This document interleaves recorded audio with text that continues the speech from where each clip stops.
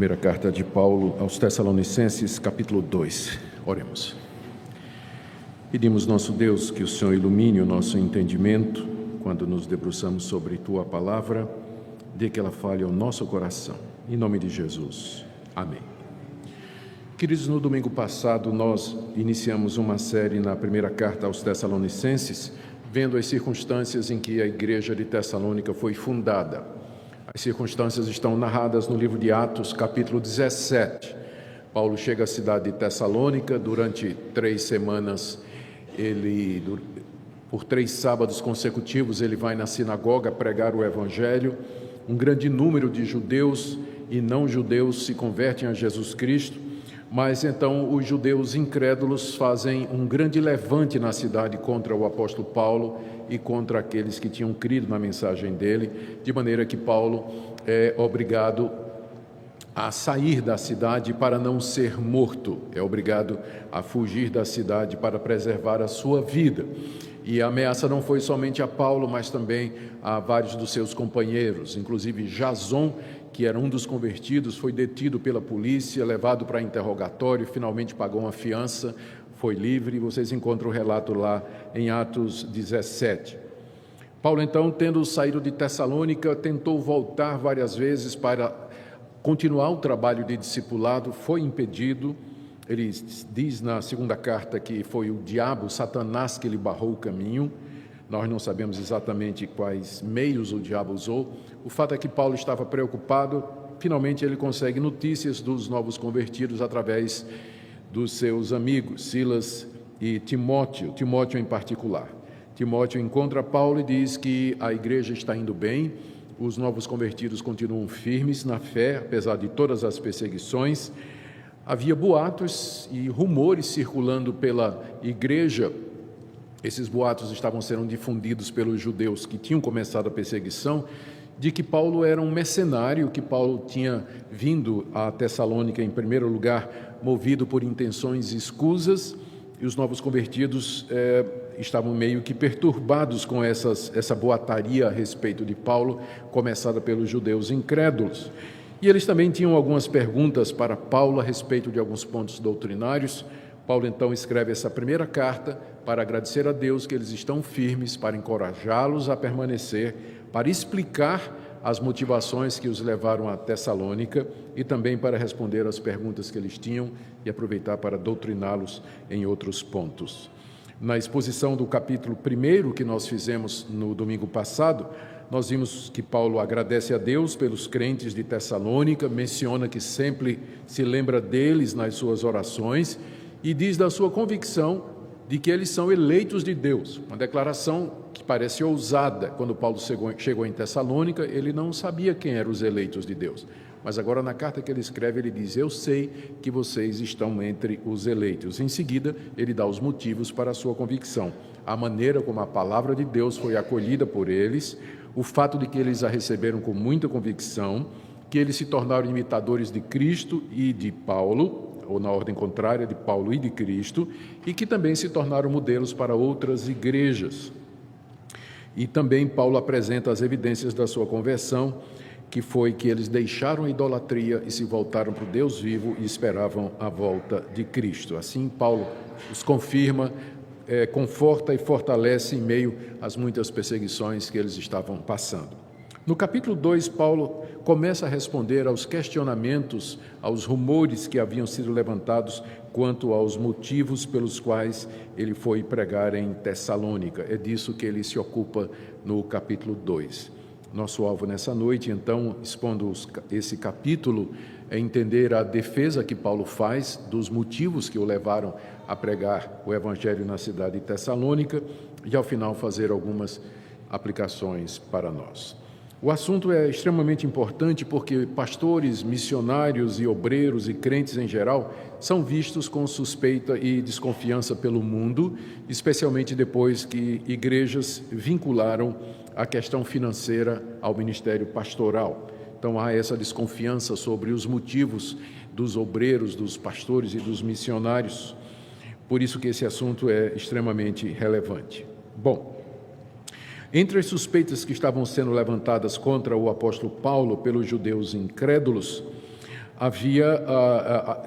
nós encontramos as seguintes, que ele estava enganando e iludindo as pessoas para se aproveitar delas através de palavras lisonjeiras, que o objetivo de Paulo era a sensualidade ou a impureza sexual, ele queria se aproveitar sexualmente das mulheres que viessem a crer na palavra dele, ou então ele tinha intuitos gananciosos, ele queria simplesmente obter lucro usando a religião como pretexto. Por definição, um pregador itinerante como Paulo já era visto como suspeito pelos gregos, porque no mundo grego-romano havia os filósofos sofistas, eram filósofos itinerantes que iam de cidade em cidade, que iam para as praças públicas defender as suas ideias e usavam de muitos artifícios de retórica e de linguagem para atrair a atenção dos ouvintes, e depois eles passavam o chapéu ou a sacola coletando o dinheiro dos seus ouvintes. Então,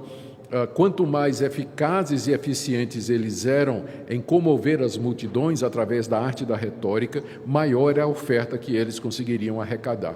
Então, esse tipo de gente já era vista como suspeita pelos gregos.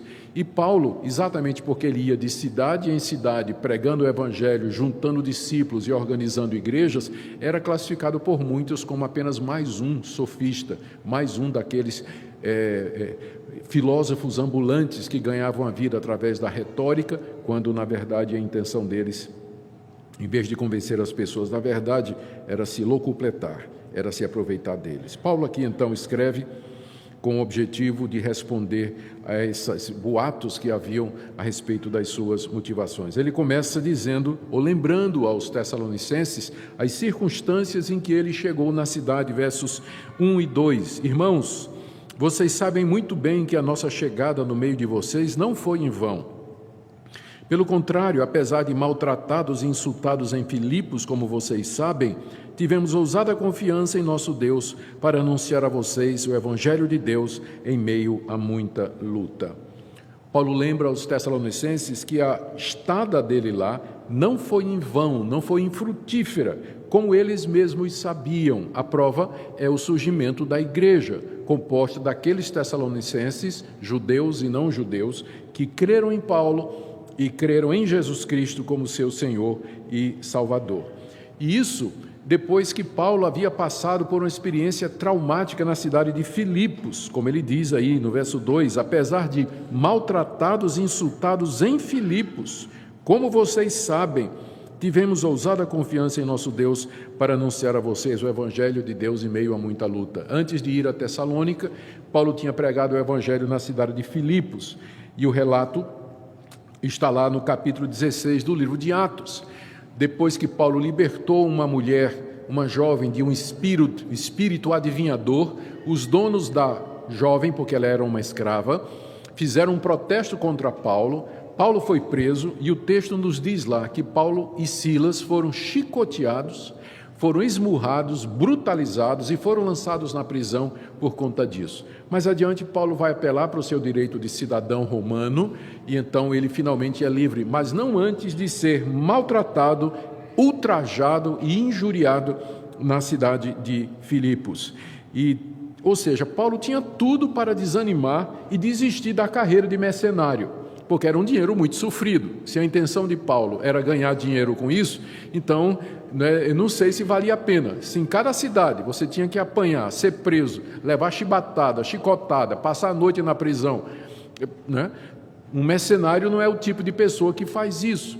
Por isso que Paulo começa dizendo, vocês lembram em que circunstâncias eu cheguei aí para pregar o Evangelho a vocês? Eu tinha vindo de uma experiência traumática em Filipos, onde eu fui preso, ultrajado e insultado. Vocês acham que se minha motivação fosse dinheiro, popularidade, atrair as pessoas ou enganar as pessoas, eu me sujeitaria a isso, a outras maneiras mais fáceis de ganhar a vida, muito mais confortáveis do que fazendo isso que eu estou fazendo e apanhando em todo lugar como eu passo, né?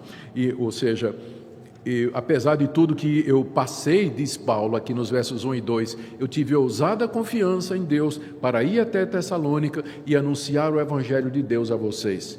E Deus esteve comigo e minha estadia entre vocês não foi infrutífera, não foi em vão. O resultado é que vocês creram no Evangelho e vocês são salvos mediante a fé em Cristo Jesus. Um mercenário não faria isso. Portanto, verso 3, estava claro que Paulo não tinha motivos errados. Verso 3, pois a nossa exortação aqui é a mensagem que ele pregou, não procede de erro ou de intenções impuras, nem se baseia no engano.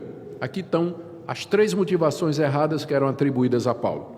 A primeira, a nossa exortação não procede de erro. Eu não estou com o objetivo de enganar vocês, passando para vocês uma mentira. Segundo, não procede de intenções impuras. A palavra impura aqui na língua grega é a palavra costumeira para se referir à impureza sexual.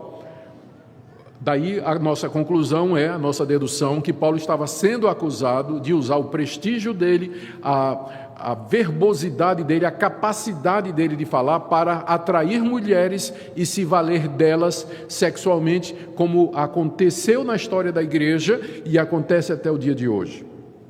E terceiro, ele diz no final do verso 3, e nem se baseia no engano. A palavra engano aqui significa iludir uma pessoa para se aproveitar dela, e tem a ver com a questão financeira, enganar com o objetivo de se aproveitar financeiramente, falsidade ideológica. Paulo diz que, considerando o histórico dele, a história dele, que os tessalonicenses sabiam e eram testemunhas, né, é claro que a motivação de Paulo não era engano, sexo e dinheiro. Ele não era motivado por nenhuma dessas coisas. A partir do verso 4, então, ele apresenta as suas verdadeiras motivações. E toda vez que ele faz isso, ele, depois de explicar qual é a sua verdadeira, ele nega a motivação falsa que lhe é atribuída, afirma a sua verdadeira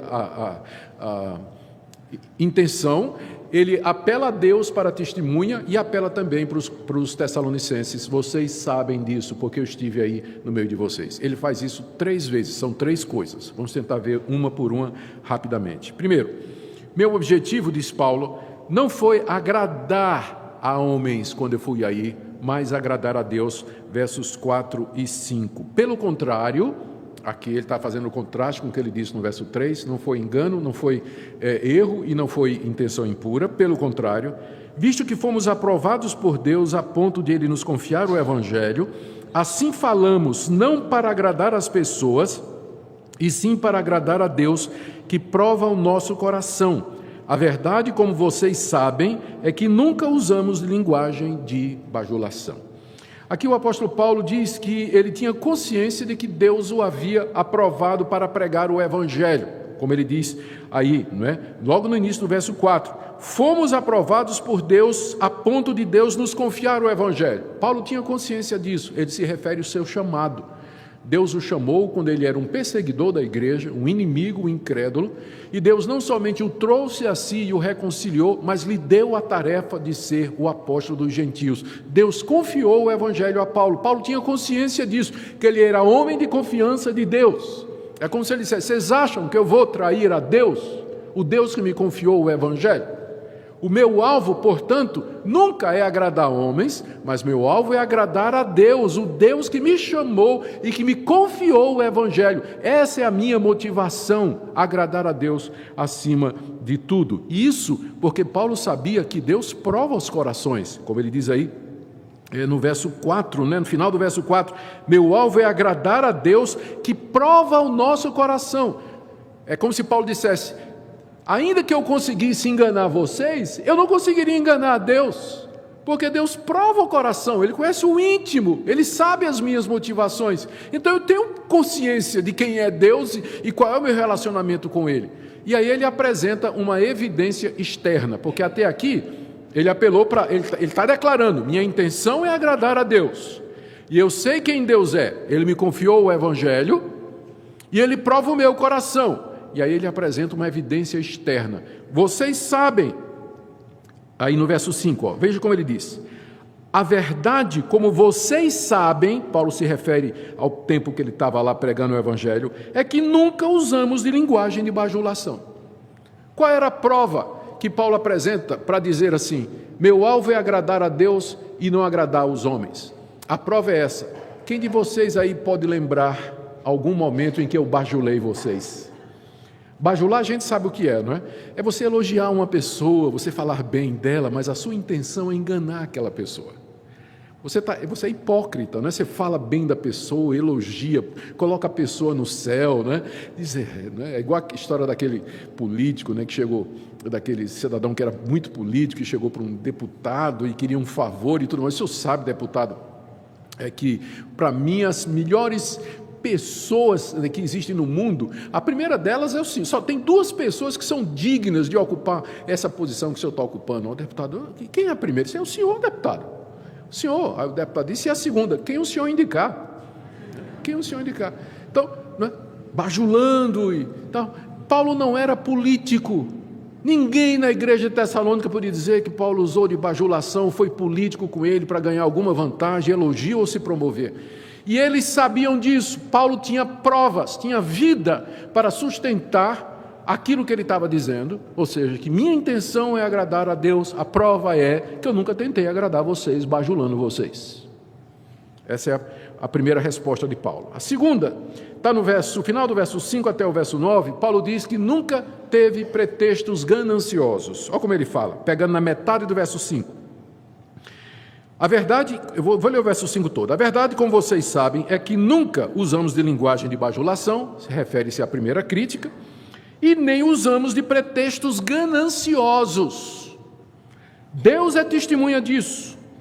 Também jamais andamos buscando elogio das pessoas, nem de vocês, nem de outros. Embora como apóstolos de Cristo pudéssemos ter feito exigências, preferimos ser carinhosos quando estivemos aí com vocês, assim como a mãe que acaricia os próprios filhos. Assim, com muito afeto, estávamos prontos a lhes oferecer não somente o Evangelho de Deus, mas até mesmo a nossa própria vida, porque vocês se tornaram muito amados por nós.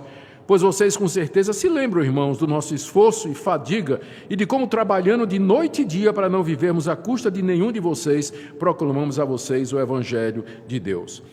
Em linhas gerais, o que Paulo está dizendo aqui é que Deus era testemunha, aí veja final do verso 5, de que ele não tinha pretextos gananciosos. Ele faz um juramento. Eu tomo a Deus como minha testemunha, de que eu não tinha pretextos gananciosos, ou seja, eu não comecei a pregar o Evangelho e não agrupei vocês para tirar o meu sustento ou para me valer financeiramente de vocês, como os sofistas faziam e outros pregadores ambulantes faziam. Deus é testemunha disso, mas os Tessalonicenses também eram testemunhas disso, porque Paulo diz aqui, vocês sabem, verso 6, que não buscamos elogio das pessoas, nem de vocês e nem de outros.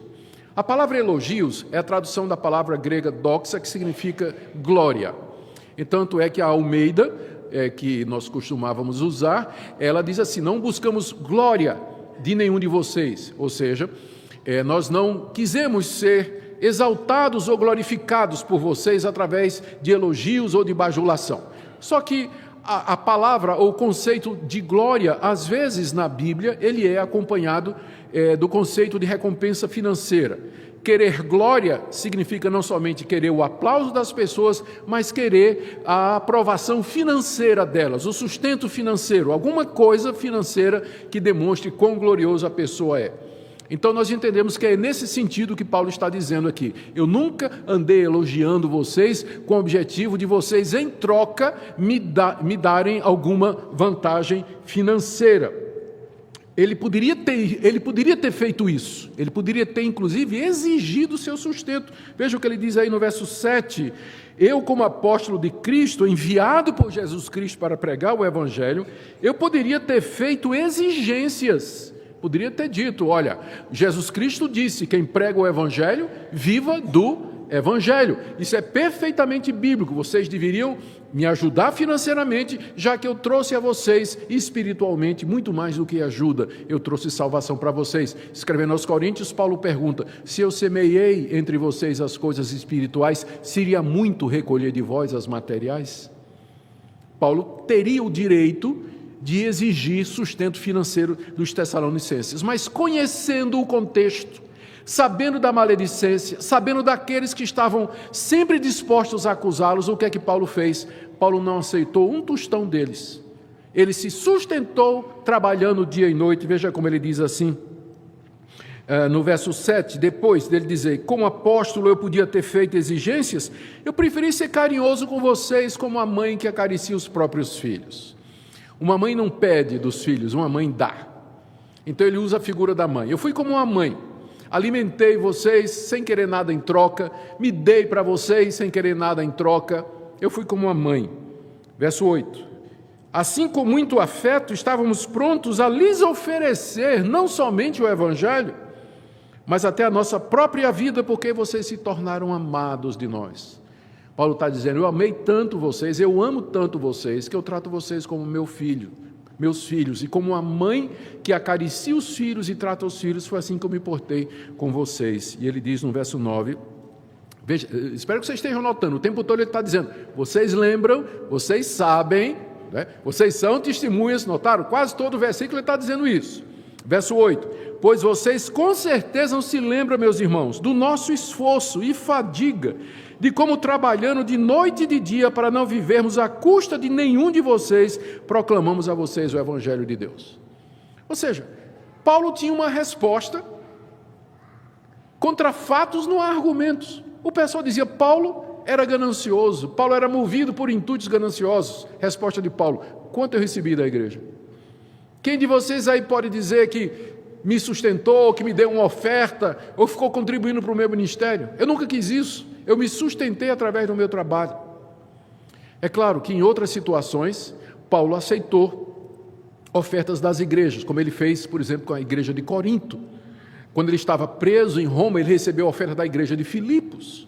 Em outras circunstâncias, quando não haveria o risco dele ser chamado de mercenário, o apóstolo Paulo receberia, como Cristo mandou, o sustento da igreja. Mas em algumas situações, exatamente porque ele sabia que ia ter crítica, ele preferia trabalhar e ele sabia fazer tendas. Todo rabino tinha uma profissão, e a profissão de Paulo era fazer tendas. Ele fez tendas em Tessalônica para não correr o risco de ser chamado de mercenário. Portanto, a intenção dele nunca foi dinheiro.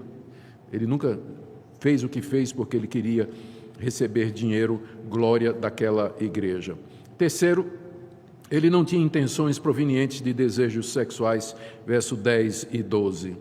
Vocês e Deus são testemunhas de como nos portamos de maneira piedosa, justa e irrepreensível em relação a vocês, os que creem. E vocês sabem muito bem que tratamos cada um de vocês como um pai trata os seus filhos. A terceira acusação que havia é que ele queria se valer sexualmente das mulheres da cidade. E nós acreditamos que a razão para isso é o ambiente da cidade de Tessalônica. Era ali que estava o centro de culto pagão, a deusa Cabire. Cabire é uma deusa pagã, cujo culto envolvia a prostituição cultual. Os tessalonicenses, portanto, estavam familiarizados com a mistura entre religião e sexo, entre a adoração e culto a uma divindade e a prática da prostituição sexual, como sendo duas coisas juntas nesse culto pagão. E não era só a deusa Cabire, a deusa Afrodite em Corinto, em outras cidades gregas, exigiam também o envolvimento de sexo ou a participação sexual dos adoradores com as sacerdotisas para encenar o ato de fecundação da terra e assim por diante. Boa parte desses cultos eram cultos pastoris ou estavam relacionados com as estações do ano, aliás, devia dizer agriculturais, né, e relacionados com as estações do ano e por aí vai. Então havia esse culto à deusa Cabire em Tessalônica, cujas sacerdotisas eram prostitutas que se envolviam com os adoradores. Acusaram Paulo de ter a mesma intenção. A resposta de Paulo para isso é, verso 10, vocês e Deus são testemunha de que maneira nós nos portamos diante de vocês, quando nós estávamos aí. E ele diz três coisas: de maneira piedosa, de maneira justa e de maneira irrepreensível. Quem de vocês pode me acusar de alguma coisa? Meu comportamento no meio de vocês foi piedoso. Piedade tem a ver com a relação do homem com Deus. Justiça é a relação do homem com o homem. Irrepreensível tem a ver com a conduta sobre a qual ninguém pode achar erro. Paulo diz, o que no meu relacionamento com Deus, no meu relacionamento com vocês, e em geral vocês podem me repreender. Alguém se levante e diga, em que eu fiz isso, em que eu falhei, em que eu errei diante de vocês. E aqui o pano de fundo é essa questão sexual. Ou seja, Paulo não só tinha uma defesa oral, ele tinha vida, ele tinha testemunho, ele tinha exemplo para poder calar a boca dos seus adversários e daqueles que o motivavam. Em sua defesa final, está aí nos versos 11 e 12, final desses 3 argumentos, quando ele fala do tipo de tratamento que deu para eles. Versos 11 e 12, vocês sabem, notando o tempo todo, vocês sabem, vocês lembram, vocês são testemunhas, isso é importante, né? Vocês sabem muito bem que tratamos cada um de vocês como um pai trata seus filhos. Primeiro ele disse que era como uma mãe, né? Para ninguém acusar Paulo de preconceito, primeiro ele disse que era uma mãe que cuidava dos filhos, e agora ele diz que é um pai que educa os filhos, né? Então ele usa os 2 exemplos, não tem aqui nada de machismo nem feminismo na linguagem do apóstolo Paulo. Como um pai que trata os seus filhos. O que é que o pai faz? Exortando, consolando e admoestando vocês a viver de maneira digna de Deus. Foi isso que eu ensinei a vocês, que vocês têm que viver de maneira digna de Deus. E para fazer isso eu exortei, consolei e admoestei vocês. Vê se eu sou mercenário. Vê se minhas intenções são erradas. Um mercenário faria isso, ensinaria isso, que vocês têm que viver de maneira digna de Deus, repreendendo quem não vivesse da maneira correta, exortando quem andasse fora do caminho. Ele termina dizendo, Deus que os chama, que chama vocês para seu reino e glória. Chama através da minha pregação, através do meu ministério, diz o apóstolo Paulo. Ainda em sua defesa, Paulo agora muda o tom e ele lembra, né, aos Tessalonicenses a maneira como eles receberam a pregação e os efeitos que isso produziu nela, e aí nós vamos até o final do capítulo. Ele agradece a Deus, em primeiro lugar, pelos Tessalonicenses mais uma vez. Isso aí está no verso 13. Temos mais uma razão para incessantemente dar graças a Deus, é que ao receberem a palavra que de nós ouviram, que é de Deus, vocês a acolheram não como palavra humana, e sim como em verdade é a palavra de Deus, a qual está atuando eficazmente em vocês que creem. Como eu disse, Paulo já começou essa carta agradecendo a Deus pelos Tessalonicenses. Ele agradeceu a operosidade da fé, a abnegação do amor, pela firmeza da esperança. Isso foi meu sermão no domingo passado. Mas agora Paulo está agradecendo por outra coisa. Ele agradece a Deus porque os Tessalonicenses acolheram a pregação de Paulo, não como palavra humana, mas como de fato palavra de Deus. E o resultado foi que essa palavra operou na vida deles. E qual foi o resultado dessa operação? Verso 14. Tanto é assim, irmãos, que vocês se tornaram imitadores das igrejas de Deus que se encontram na Judeia e que estão em Cristo Jesus, porque também vocês sofreram da parte dos seus patrícios as mesmas coisas que eles, por sua vez, sofreram dos judeus. A conexão é meio interessante, né? Paulo diz assim, eu dou graças a Deus porque vocês receberam a minha pregação. Vocês receberam a minha pregação não como palavra humana, que eu, Paulo, tinha inventado, criado ou bolado para poder enganar vocês, mas vocês receberam a minha pregação como sendo a palavra de Deus e fizeram bem, porque de fato o que eu trouxe para vocês foi a palavra de Deus. A prova disso é que essa palavra operou eficazmente em vocês, ela agiu de maneira eficaz em vocês. E como é que eu vejo isso, ou como é que isso fica evidente? Aí Paulo diz, porque vocês estão sofrendo as mesmas perseguições que as igrejas da Judeia estão sofrendo dos judeus. Vocês estão sendo perseguidos pelos judeus, não é verdade? Pois bem, os judeus também perseguiram as igrejas lá da Judeia. E por que eles perseguiram as igrejas da Judeia, a igreja de Jerusalém? Exatamente porque lá, onde o evangelho foi pregado por Pedro, por Tiago, por João e os demais apóstolos, que pregam a mesma coisa que eu prego, nós ensinamos o verdadeiro evangelho. Os judeus não se conformam. Então, o fato de vocês serem perseguidos, como as igrejas da Judeia são perseguidas, e eu não preguei o evangelho lá, é uma prova de que eu estou pregando a mesma coisa que os apóstolos de Jerusalém pregam. E provocou a mesma reação, perseguição. Quando a palavra de Deus é acolhida como palavra de Deus e ela começa a operar, o resultado é perseguição. Nós já vimos isso aqui, que é uma das provas da verdadeira ação de Deus em nossa vida. Ou seja, essa disposição que eles tinham de sofrer por Cristo era o resultado da operação da palavra de Deus ensinada por apóstolo Paulo, que provava que Paulo era de Deus e que suas motivações estavam corretas. Agora, o último argumento de Paulo. Em sua defesa, ele termina lembrando quem são os seus acusadores. Quem estava fazendo, levantando todos aqueles rumores contra o apóstolo Paulo? Quem estava questionando? Quem que questionava Paulo sempre, onde quer que ele ia? Eram exatamente os judeus incrédulos, os judeus que resistiram à pregação de que Jesus Cristo era o Filho de Deus, o Messias prometido.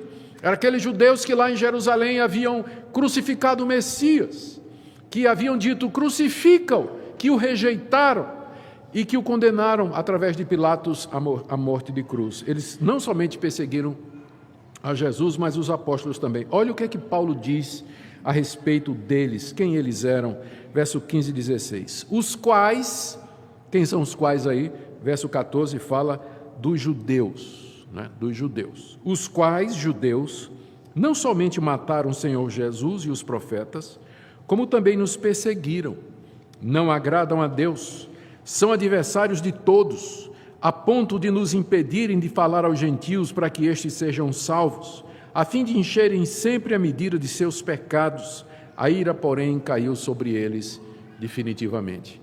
A peça final da defesa de Paulo contra aquelas acusações é expor a natureza dos seus acusadores, dos seus críticos, dos boateiros, aqueles que ficavam difamando, levantando questionamentos a respeito das suas motivações. Olha o que é que Paulo diz. Gente, como se ele dissesse para os Tessalonicenses, gente, vocês sabem quem são essas pessoas que estão levantando esses rumores a respeito de mim?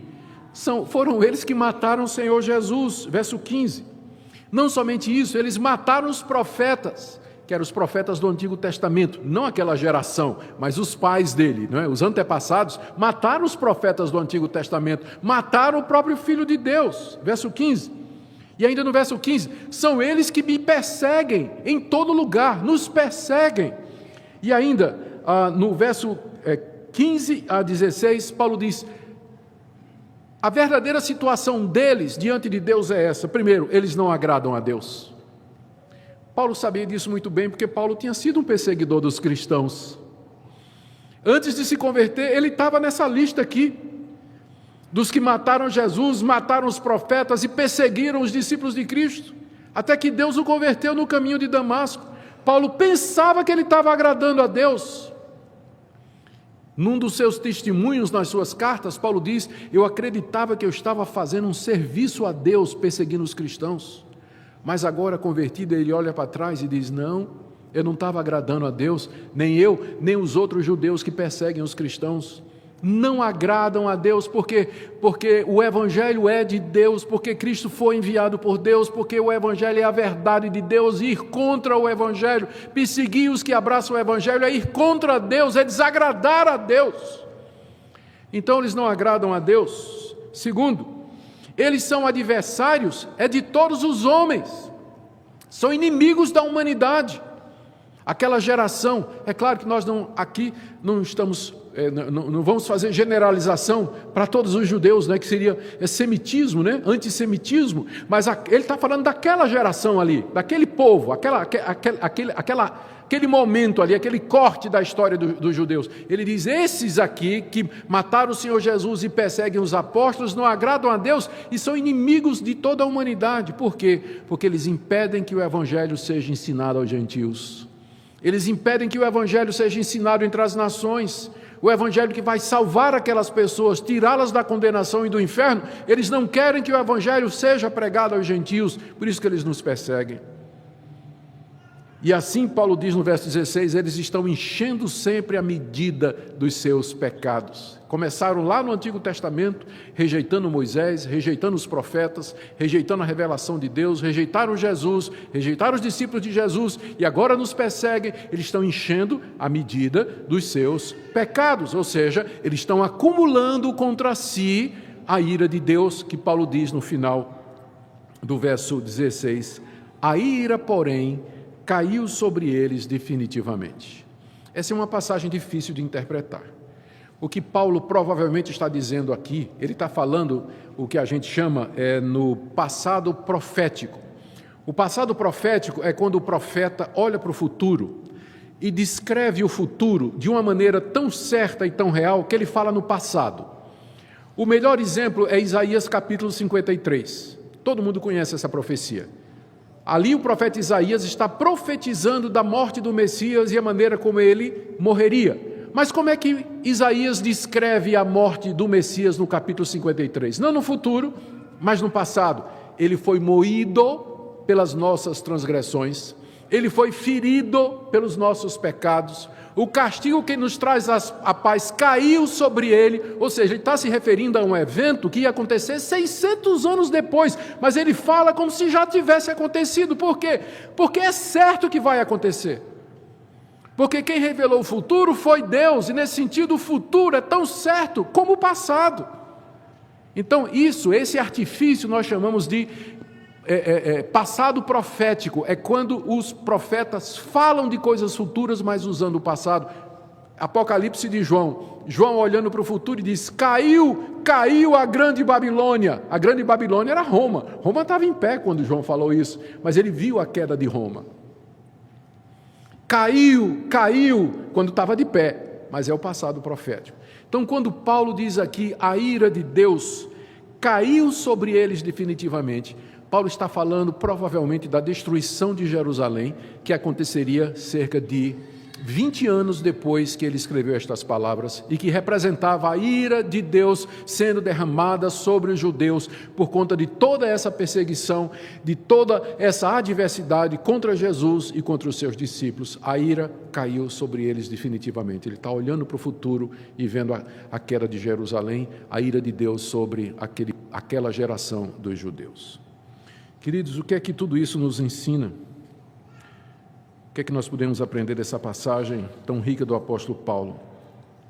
A primeira lição é que nós, pastores, presbíteros, diáconos, seminaristas, obreiros, todo mundo que serve na obra de Deus, deve examinar a sua consciência e o seu coração quanto aos motivos e intenções para entrarmos e permanecermos no ministério. Por que é que eu sou pastor? Por que é que eu sou presbítero? Por que é que eu sou diácono? Por que é que eu quero tocar na banda da igreja? Por que é que eu quero cantar no coral da igreja? Por que é que eu quero ministrar e servir a Deus? Qual é a minha motivação?